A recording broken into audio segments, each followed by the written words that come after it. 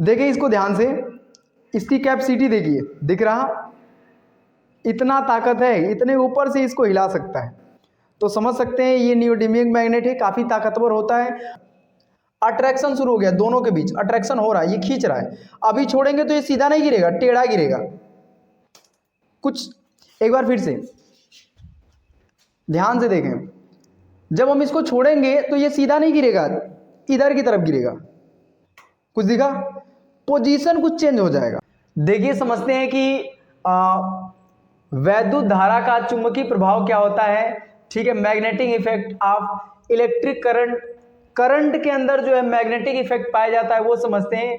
और हमारे पास ये है सबसे स्ट्रॉन्ग मैग्नेट, जिसको हम लोग सबसे मजबूत चुंबक कहते हैं, नियोडिमियम मैग्नेट। ये नियोडिमियम मैग्नेट ऐसा एक और है, लेकिन इसके पास कैपेसिटी काफ़ी ज़्यादा है। एक देखिए ये छोटा सा मैग्नेट है, थोड़ा हम आपको दिखाते हैं इनके ताकत के बारे में। देखिए, देख सकते हैं इतना गैप पर भी ये इसको हिला सकता है। देखिए इसको ध्यान से, इसकी कैपेसिटी देखिए, दिख रहा, इतना ताकत है, इतने ऊपर से इसको हिला सकता है। तो समझ सकते हैं ये नियोडिमियम मैग्नेट है, काफ़ी ताकतवर होता है। अगर ऐसे दो मैग्नेट आपस में चिपका दिए जाएं तो छुड़ाना मुश्किल हो जाएगा, मतलब आप इसको बाहर नहीं निकाल सकते हैं, काफ़ी ताकत। उसके लिए आपको कुछ तरीका निकालना पड़ेगा ताकि ये दोनों निकले। बहुत ताकतवर मैग्नेट होते हैं, समझिए। तो हमें डिस्कस करना है कि हीटिंग इफेक्ट जो किसी भी मैग्नेट के वजह से या किसी जो एक करंट के वजह से मैग्नेटिक फील्ड बनता है, कैसे, इसके विषय में सबसे पहले 1820 में एक साइंटिस्ट थे जिसका नाम था ओरेस्टेड। 1820 में ओरेस्टेड ने एक एक्सपेरिमेंट करा था। ओस्टल्ड ने 1820 ईस्वी में एक प्रयोग करा था, और उन्होंने प्रयोग में एक तार लिया था, वायर, और उसमें करंट को फ्लो कराया। जब किसी तार में आप करंट फ्लो कराते हैं तब सुनिए, उन्होंने अचानक समझते हैं, जैसे कोई घटना की उम्मीद नहीं थी, अचानक से हो गया, उसी को कहते हैं अचानक, सडन, अचानक से, जैसे आप आए और कोई इवेंट हो गया, कोई घटना हो गई, वैसा ही। तो तार जो है, तार में वो धारा प्रवाहित कर रहे थे, एक तार था, और इसके बगल में एक चुंबकीय सुई रखे थे, मैग्नेटिक निडल जिसको आप कहते हो, चुंबकीय सुई छोटी सी, और इस तार को जोड़ा था बैटरी से, और कंट्रोल करने के लिए यहां कुंजी और साथ साथ एक रेजिस्टर, प्रतिरोध लगा दिया। जब तक इस कुंजी को ऑन नहीं किया था, मतलब ऑफ थी, तब तक करंट फ्लो नहीं हुआ। और जैसे ही कुंजी को ऑन करा, यहां से करंट निकला, और ये यहां पर एक एमीटर कनेक्ट कर दिया, और जैसे ही जो एमीटर से करंट बाहर की तरफ निकला, इधर की तरफ, आगे की तरफ, तो ये जो मैग्नेटिक, ये जो निडल थी वो थोड़ी सी मूव कर गई, ऐसे थी तो ऐसे हो गई, थोड़ी सी हिल गई, पोजीशन से थोड़ा सा इधर उधर होना, तो अपनी पोजीशन से हिल गई। जब ओरेस्टेड ने ये एक्सपेरिमेंट करा था 1820 में, उन्होंने कहा था कि एक जो बैटरी ले लेते हैं, और बैटरी को एक कुंजी से जोड़ दिया और एक रेजिस्टर से जोड़ दिया, और इधर से जो है कुंजी को ऑन कर दिया, तो इधर से धारा बहने लगी, और धारा बहते हुए जैसे ही इससे पास से गुजरी तो ये चुंबकीय सुई हिल गई। तब उन्होंने एक आइडिया लगाया और बोला कि भाई ऐसा कुछ तो है जो इसके चारों तरफ, इसके वजह से जैसे ही धारा आगे की तरफ जा रही है, तब उसके वजह से ये निडल घूम जा रही है। घूमने का मुख्य श्रेय किसको दिया? करंट को। करंट जो होता है, करंट जब जाता है, और एक जानकारी आपको होगी कि चुंबक को कौन खींच सकता है? चुंबक को कौन अट्रैक्ट करेगा? एक चुंबक को दूसरा चुंबक ही खींचेगा। इसका मतलब जब करंट मूव करता है, जब धारा गति करती है, धारा आगे की तरफ चलती है, तो उसके चारों तरफ चुंबकीय क्षेत्र बनता है। जब धारा गति करती है तो चुंबकीय क्षेत्र बनता है उसके चारों तरफ। अब एक इंपॉर्टेंट बात, धारा कब बहती है? जब आवेश गति करते हैं। जब क्या गति करते हैं? आवेश, चार्ज मूव करते हैं, तो हर एक चार्ज का मैग्नेटिक फील्ड बनता है। जैसे एक एग्जांपल समझिए, जैसे एक चींटी है, चींटी समझिए, और खूब बड़ा सा एक पत्थर लेके चल रही है, अपने साइज से काफी बड़ा। एक चींटी अपने साइज से काफी बड़ा इसे पत्थर लेकर के ढोते हुए चल रही है और उसके पीछे सारे के सारे क्रम से इसे चल रहे हैं लाइन से, तब उस केस में क्या होता है समझिए। तब एक मान लीजिए ये छोटी सी चींटी इसका ये पूरा पहाड़ ऐसे लेके चल रही है, तो इस तरीके से इसके पीछे जितने भी हैं ये सारे पहाड़ सब के सब ऐसे ढोते हुए लेके चल रहे हैं क्रम में। यही काम करता है चार्ज। हर एक चार्ज का मैग्नेटिक फील्ड होता है, प्रत्येक आवेश का अपना अपना चुंबकीय क्षेत्र होता है। समझिए, ये आवेश है तो इसका अपना खुद का चुंबकीय क्षेत्र, पीछे वाला आवेश है उसका भी चुंबकीय क्षेत्र, इसका भी आवेश। ऐसे कई आवेश जब गति करते हैं तो करंट बनता है, तो आवेश का अपना अपना चुंबकीय क्षेत्र होता है। तो ये जितने भी आवेश गति करते हैं उन सभी का चुंबकीय क्षेत्र होता है, और ये जो आवेश गति कर रहे हैं इन पूरे का चुंबकीय क्षेत्र, और ये जो निडल है, जो चुंबकीय सुई है उसका चुंबकीय क्षेत्र एक दूसरे को या तो अट्रैक्ट करने लगता है, या तो रिपेल करने लगता है, या तो आकर्षण करने लगता है, या तो प्रतिकर्षण करने लगता है। इसकी वजह से ये चुंबकीय सुई जो है हिल जाती है।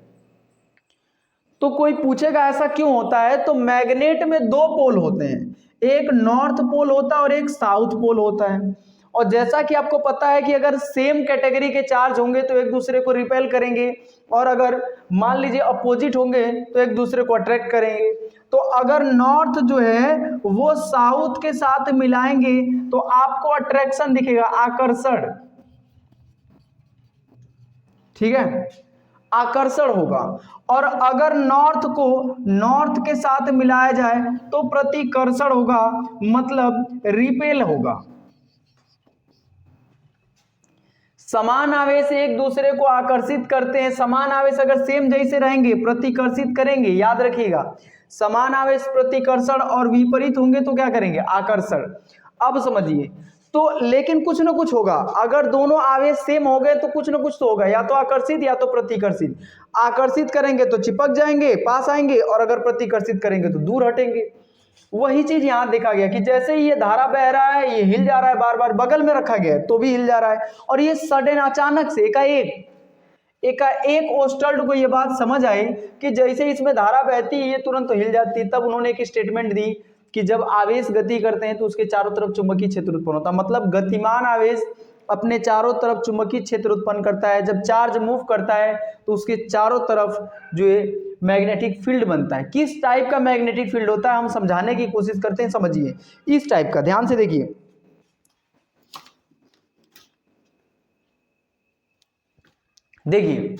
ये वायर है और मैग्नेटिक फील्ड जो बनती है कुछ इस तरीके से बनती है, इस तरीके से, ध्यान से समझिए। ऐसे इसके चारों तरफ इस तार के चारों तरफ चुंबकीय क्षेत्र ऐसे बनते जाएगा, जितना लंबा तार है पूरे तरफ। अब इसके आसपास अगर आप कोई भी वस्तु को लेकर आएंगे तो उसको अट्रैक्ट करेगा। तो मैग्नेटिक फील्ड, ये आप मान लीजिए एक वायर है, एक तार है, तो इसके चारों तरफ ऐसे राउंड में पूरा ऐसे सर्कल के टाइप से जो है मैग्नेटिक फील्ड बनते जाएगा पूरी लंबाई पर, टोटल लंबाई पर। समझिए, अगर इस एरिया में कोई दूसरी वस्तु आप लाके रखते हैं तो वह उसको अट्रैक्ट करेगा, आकर्षित करेगा, या तो प्रतिकर्षित करेगा। तो किसी चुंबक के चारों तरफ का जो क्षेत्र होता है जिसमें वह अन्य चुंबक को खींचने लगे या तो प्रतिकर्षित करने लगे, मतलब उसका प्रभाव दिखे, इफेक्ट दिखे, उसको मैग्नेटिक फील्ड कहते हैं। समझिए, जैसे ये दो छोटे छोटे चुंबक हैं, ठीक है, ये बड़ा चुंबक है, हम इसके प्रभाव को दिखाते हैं आपको, ध्यान से समझिए। मैग्नेटिक फील्ड क्या है समझिए, ये यहां से ध्यान से, ये इसको अब अट्रैक्ट कर रहा है, अट्रैक्शन शुरू हो गया, दोनों के बीच अट्रैक्शन हो रहा है, ये खींच रहा है। अभी छोड़ेंगे तो ये सीधा नहीं गिरेगा, टेढ़ा गिरेगा कुछ। एक बार फिर से ध्यान से देखें, जब हम इसको छोड़ेंगे तो ये सीधा नहीं गिरेगा, इधर की तरफ गिरेगा, कुछ दिखा, पोजीशन कुछ चेंज हो जाएगा। फिर से ध्यान से देखें, ये अट्रैक्शन चल रहा है इन दोनों के बीच, छोड़ेंगे तो इसको सीधा नहीं गिरेगा, ये इसको चीज को देखिए ध्यान से, ये सीधा नहीं गिरेगा, टेढ़ा गिरेगा, तो चिपक गया ये। तो एक बार फिर से अट्रैक्ट हो रहा है, हम चाह रहे हैं कि चिपके ना, दूर से गिरे, लेकिन उधर की तरफ जाएगा, इसका डायरेक्शन कुछ ऐसे हो जा रहा है। ऐसा क्यों हो रहा है, क्योंकि जब ये गिर रहा है ना तो ये खींच रहा है अपनी तरफ।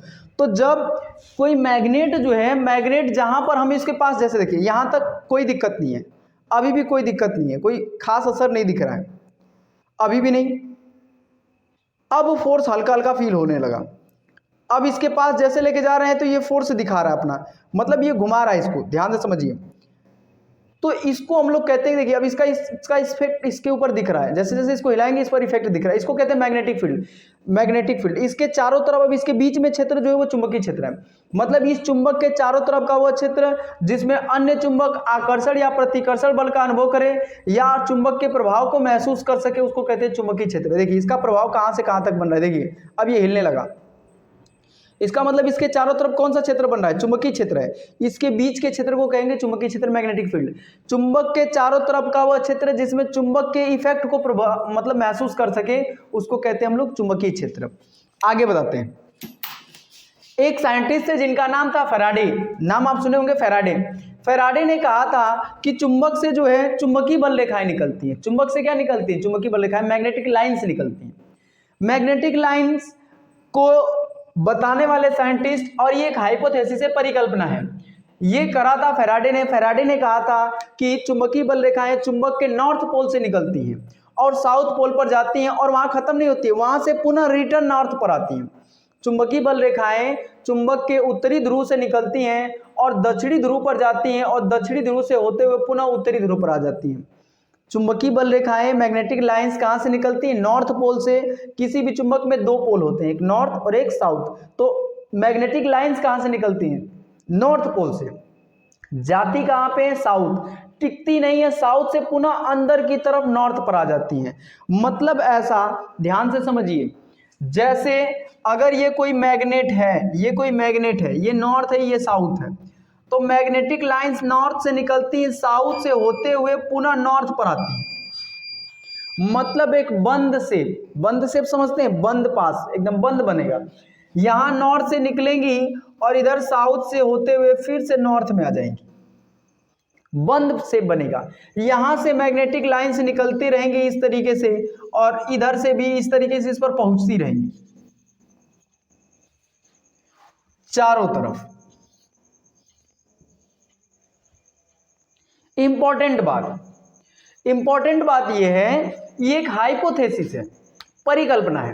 किसने करी थी, फैराडे ने। फैराडे की कहानी किस दिन सुनाएंगे, बहुत इंपॉर्टेंट है, मजेदार है, सुनिए। 11 साल लगे थे फैराडे को इस एक्सपेरिमेंट को करने के लिए। 11 वर्ष की कहानी है उनकी, 1820 से 1831 तक, काफी लंबी कहानी है, समझाएंगे। तो ये चुंबकीय बल रेखाएं हैं जो कि चुंबक के उत्तरी ध्रुव से निकलती हैं और दक्षिणी ध्रुव से होते हुए पुनः उत्तरी ध्रुव पर आ जाती हैं। ये बंद पास बनाती हैं। इंपॉर्टेंट बात यह कि अगर इससे कहीं पर भी एक स्पर्श रेखा खींचें, टेंजेंट खींचें, तो वो हमेशा मैग्नेटिक फील्ड की डायरेक्शन को रिप्रेजेंट करेगा। मैग्नेटिक लाइन से, चुंबकीय बल रेखा से अगर कोई भी स्पर्श रेखा खींचे तो वो हमेशा उसके दिशा को रिप्रेजेंट करेगा। ये बड़ी इंपॉर्टेंट बात है। मतलब लाइन ऐसे जा रही है, अगर आपने एक जो इस ऐसे टेंजेंट खींच दिया तो वो बता रहा है कि किस दिशा में जाएगा। तो ये बता रहा है इस टाइप का कि मैग्नेटिक फील्ड आगे ही है, चुंबकीय क्षेत्र। चुंबकीय बल रेखाओं से जो भी बल रेखाएं निकलती है, अगर कोई स्पर्श रेखा खींचेंगे तो वो किसको रिप्रेजेंट करेगा, उसकी दिशा को, कि चुंबकीय क्षेत्र किधर बन रहा है, किस तरफ बन रहा है। इस हिसाब से चुंबकीय बल रेखाएं कई निकलती हैं लेकिन दिशा सबकी सेम होती है। अगर एक चुंबक से 1000 चुंबकीय बल रेखाएं निकलती हैं और सभी की दिशा एक ही जैसे है, इसका मतलब यह हुआ कि एक चुंबक में एक ही दिशा होती है, एक चुंबक में दो दो दिशा नहीं हो सकती हैं। तब यह कहा गया कि दो चुंबकीय बल रेखाएं एक दूसरे को काट नहीं सकती हैं। क्यों? जैसे अगर एक चुंबकीय बल रेखा इधर जा रही है, एक चुंबकीय बल रेखा इधर जा रही है और आपको लग रहा है काट रही है, ऐसा एक मैग्नेट में संभव नहीं है। क्यों? क्योंकि एक चुंबक का एक ही चुंबकीय क्षेत्र होता है, एक चुंबक का, एक मैग्नेट का एक ही मैग्नेटिक फील्ड बनेगा, दो दो तीन तीन नहीं बनेंगे। तो इस मान लीजिए किसी नॉर्थ पोल से ये चुंबकीय बल रेखाएं ऐसे निकल रही हैं, तो इसका मतलब ये हुआ कि ये किसी दूसरे मैग्नेट से निकल रही हैं। बात को समझिए, किसी भी चुंबक से अगर जैसे इससे स्पर्श रेखा खींचे तो ये इधर की तरफ डायरेक्शन बता रहा है कि इसका मैग्नेटिक फील्ड इधर है, लेकिन इससे अगर हम लोग टेंजेंट को खींचे तो ये कह रहा है कि इसका जो मैग्नेटिक फील्ड है इधर है। एक मैग्नेट में ऐसा संभव नहीं है कि दो दो डायरेक्शन है। एक बार फिर से, किसी चुंबक से निकलने वाली चुंबकीय बल रेखा से अगर हम स्पर्श रेखा खींचेंगे, टेंजेंट खींचेंगे, तो वो हमेशा उसके मैग्नेटिक डायरेक्शन को रिप्रेजेंट करेगा कि मैग्नेटिक फील्ड किधर है। इधर से हमने एक टेंजेंट ड्रॉ किया, वो कह रहा है कि भाई मैग्नेटिक फील्ड इधर की तरफ बनेगा, ये कह रहा है कि मैग्नेटिक फील्ड इधर बनेगा। और एक मैग्नेट में एक ही मैग्नेटिक फील्ड होता है, चार चार नहीं हो सकते, दो दो नहीं हो सकते हैं। इसका मतलब ये बिल्कुल संभव ही नहीं है। एक चुंबक से दो मैग्नेटिक लाइंस एक दूसरे को कभी इंटरसेक्ट नहीं कर सकती हैं, क्योंकि इस कंडीशन में वो दो दो मैग्नेटिक फील्ड के डायरेक्शन को रिप्रेजेंट करेंगी और ऐसा संभव नहीं है। किसी एक चुंबक से निकलने वाली दो चुंबकीय बल रेखाएं एक दूसरे को कभी काट नहीं सकती हैं, क्योंकि जब उससे हम लोग स्पर्श रेखा खींचते हैं तो वो चुंबकीय क्षेत्र को प्रदर्शित करता है और एक चुंबक में ऐसा संभव नहीं है। उम्मीद है समझ आया होगा। तो ये कुछ विशेषताएं हैं मैग्नेटिक लाइंस की। किसी भी मैग्नेट का पावर चेक करना है तो आप मैग्नेटिक लाइन से पता कर सकते हैं। चुंबक से जितनी ज्यादा चुंबकीय बल रेखाएं निकलती हैं वो उतना स्ट्रांग होता है। किसी चुंबक से 10 चुंबकीय बल रेखाएं निकल रही हैं, मैग्नेट से 10 मैग्नेटिक लाइंस निकल रही हैं, वो स्ट्रॉन्गर उसकी कंपेयर। और अगर किसी मैग्नेट से जो है 100 मैग्नेटिक लाइंस निकल रही हैं, वो बहुत ज़्यादा स्ट्रॉन्गेस्ट है इसके कंपेयर में। तो पहले वाले की तुलना में 10 निकल रही है, उसके पास 100 निकल रही है, तो बहुत ज़्यादा प्रबल है। अगर 1000 किसी से निकलती तो वो उससे भी ज़्यादा स्ट्रांग होता। मतलब किसी भी मैग्नेट का स्ट्रांग होना इस बात पे डिपेंड करता है कि उससे कितनी मैग्नेटिक लाइन निकल रही है। ये इंपॉर्टेंट चीज़ है। तो मैग्नेटिक लाइंस के बारे में आपको बहुत अच्छे से पता होना चाहिए। जो जो बातें हमने बताया, ऑरेस्टेड का एक्सपेरिमेंट ये भी बहुत इंपॉर्टेंट है, समझ लीजिएगा। इससे फायदा क्या है सर, इससे आगे चल करके इलेक्ट्रिक मोटर तैयार कर दिया गया, रेडियो तैयार कर दिया गया, टीवी तैयार कर दिया गया, इसके बाद मोबाइल तैयार कर दिया गया। मतलब इन सारे का डेवलपमेंट इतना ज़्यादा, जनरेटर बना दिया गया, काफ़ी इस्तेमाल बना दिया गया इसका। तो मोबाइल आप देख ही सकते हैं कितना आज यूजफुल है, इन्हीं की देन है। इलेक्ट्रिक करंट के अंदर मैग्नेटिक पावर होती है, ये बात बहुत ज़्यादा यूजफुल है। तो आज के लिए बस इतना ही, धन्यवाद।